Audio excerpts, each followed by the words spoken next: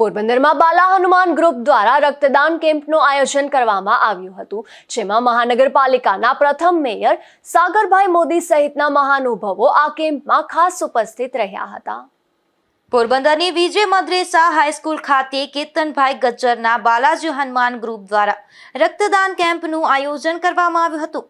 હાલની તીવ્ર ગરમી અને ઉનાળાની ઋતુ દરમિયાન પોરબંદર સરકારી હોસ્પિટલ તેમજ થેલેસેમિયાના દર્દી માટે વિશેષ સેવાઓ આપતી આશા હોસ્પિટલ સંચાલિત આશા બ્લડ બેંકમાં લોહીની અછત સર્જાઈ હોવાના સંજોગોમાં આ સેવાકીય કેમ્પનું આયોજન કરવામાં આવ્યું હતું।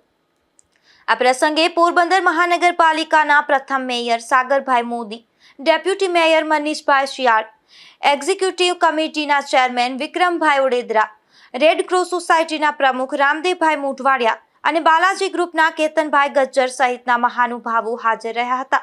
ત્યારે તેમનું વિજય મદ્રેસાના સેક્રેટરી ફારૂકભાઈ સૂર્યાએ શાલ ઓઢાડી સન્માન કર્યું હતું। નિપુલ પોપટ સાથે અશોક થાનકી, ગુજરાત ન્યૂઝ, પોરબંદર।